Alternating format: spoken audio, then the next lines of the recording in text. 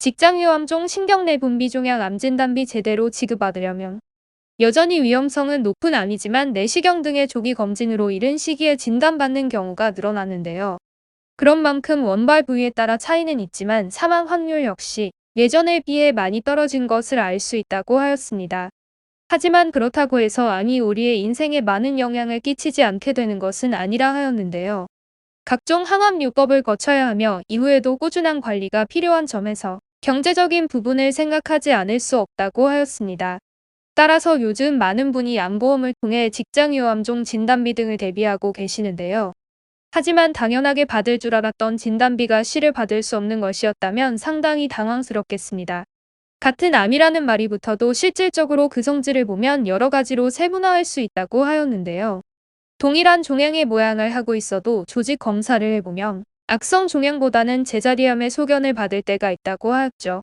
물론 악성보다는 낫다고 생각할 수 있지만 제자리암 역시 악화되어 생명까지 위협하게 되는 경우가 있을 수 있다고 하였는데요. 하지만 직장위험종 진단비를 지급하는 보험사에서는 이러한 가능성을 고려해주지 않는다고 하였습니다.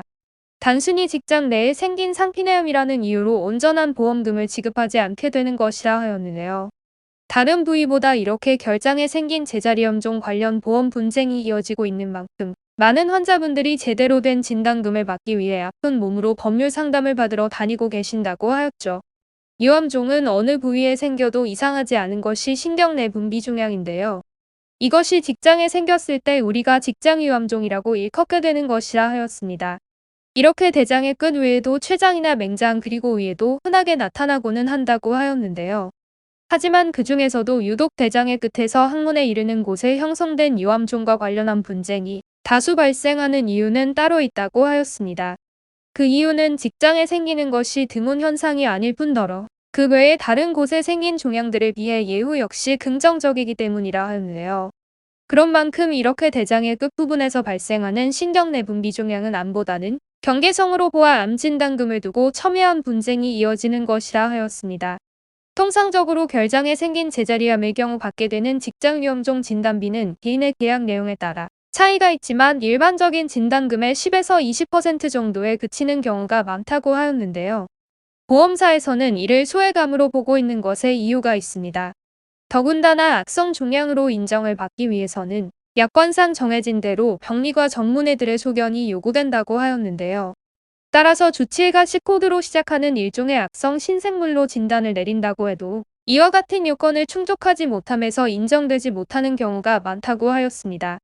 하지만 환자의 입장에서는 다소 납득하기 어려운 만큼 법적 분쟁으로 이어지게 될 수밖에 없다고 하였는데요.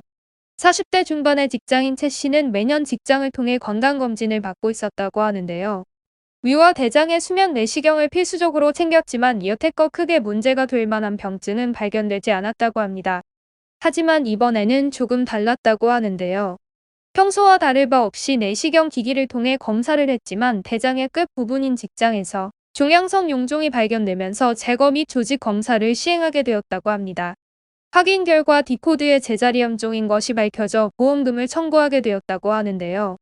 며칠 지나지 않아 입금된 보험비는 1천만 원으로 최 씨가 예상했던 것과는 사뭇 다른 금액이었습니다. 당황스러운 마음에 문의를 한 결과 최 씨는 악성 종양으로 인정될 수 없다는 이야기를 듣게 되었다고 하는데요. 처음 접하게 된 사실에 최 씨는 본인과 유사하게 직장위험종 진단비를 받은 사례가 있는지 찾아보았습니다. 그러다가 한 커뮤니티에서 동일한 사례로 법무법인의 도움을 받아 보험사에 분쟁을 한 결과 일반적인 악성 신생물의 진단금을 모두 수령할 수 있었던 것을 발견했다고 하는데요. 최 씨 역시 전문 손해사정사가 속해 있는 법무법인과 함께 보험사의 대응을 시작했다고 합니다.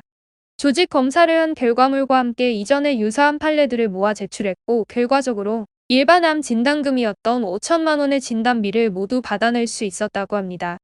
요즘 이렇게 최 씨의 경우와 같이 위험종이지만 일반적인 악성 종양의 보험금을 받게 되는 건이 늘어나고 있는데요. 보험의 약관을 확인하면 보통 이 제자리 신생물의 상피내암 및 제자리암이 포함되기 때문이라 하였습니다. 이를 근거로 많은 보험사들이 일반암에 대한 진단금 지급을 거부하게 되는 것이라 하였는데요. 하지만 많은 보통 소비자들이 약관을 정확하게 인지하고 간주하기는 무리가 되는 부분이 많고 실제로 이 제자리 신생물은 어떤 암으로 분류할 것인지에 대해 의학계에서도 잡음이 많은 상황인데요.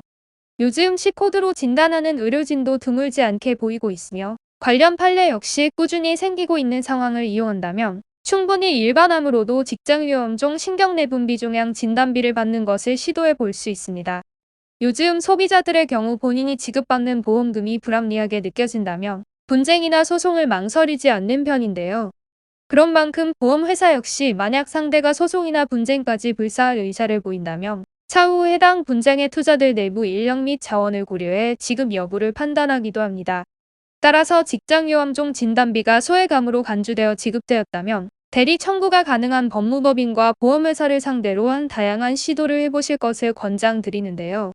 많은 분들의 목적이 실질적으로 소송을 하는 것보다는 분쟁 등의 절차를 통해 적절한 진단비를 지급받는 것인 만큼 복잡하지 않은 절차로 일반암 보험금을 받으실 수 있도록 전략적으로 대처하고 있습니다.